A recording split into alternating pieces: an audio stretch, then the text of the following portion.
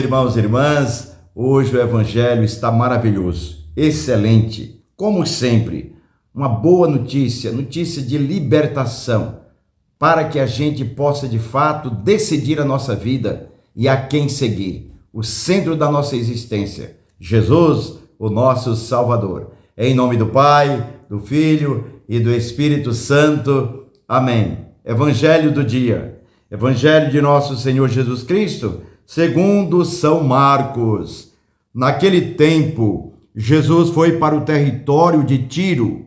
Entrou numa casa e não queria que ninguém soubesse, mas não conseguiu ficar despercebido. Uma mulher tinha uma filha possuída por um espírito impuro.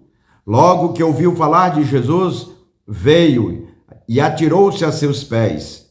A mulher era grega, nascida na Fenícia da Síria.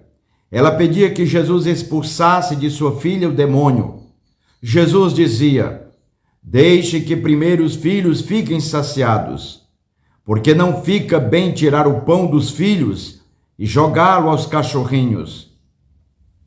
Ela lhe respondeu: Senhor, também os cachorrinhos debaixo da mesa comem as migalhas das crianças. Jesus lhe disse: por causa do que você falou, vá. O demônio saiu de sua filha. E quando ela voltou para casa, encontrou a criança deitada na cama, e o demônio tinha ido embora. Palavra da salvação. Glória a vós, Senhor. Vejam, queridos irmãos e irmãs, o poder da palavra de Jesus não tem barreiras, não tem limites. Por isso que é tão importante rezarmos uns pelos outros. Quantas vezes, inúmeras vezes, já me pediram orações, pediram para rezar também como intenção em missas, por alguém que estava doente. Crianças, enfermos, às vezes alguém próximo na família, parentes, e todas as vezes, queridos irmãos e irmãs, a minha palavra, ao escutar esse pedido, sempre foi: vamos rezar. Mas você precisa rezar.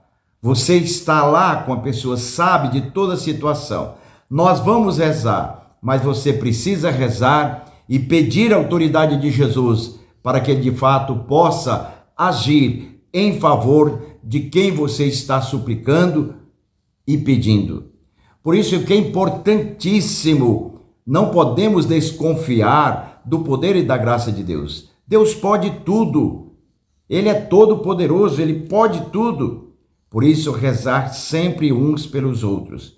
Agora você não pode dizer que vai rezar e não vai rezar, mentindo, dizendo para a pessoa só para agradá-la que vai rezar e não reza.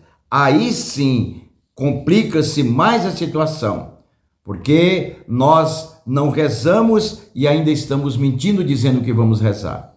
Vejam que Jesus, ao ir para essa região de Tiro, aparece esta mulher que não segue a lei judaica, que ela não está nos passos, nem está prometida como eleita para receber a graça, as bênçãos de Deus. Por isso que Jesus disse aquela frase: não fica bem, como disse o próprio Jesus, não fica bem tirar o pão dos filhos e jogá-lo aos cachorrinhos.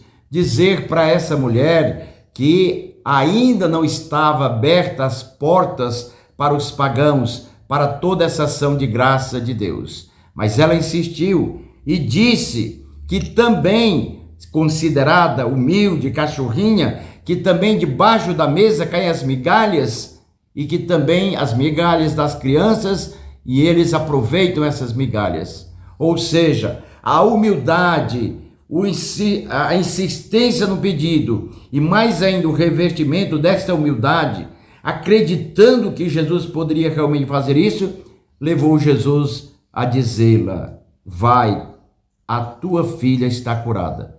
O demônio não incomoda mais a tua filha. Esta filha desta mulher fenícia estava impura. O demônio, por isso que nós vimos no evangelho passado, O que significa impureza? Aquele que sai do coração, disse Jesus. Então tudo isso estava afetando aquela jovem, aquela criança, aquela filha.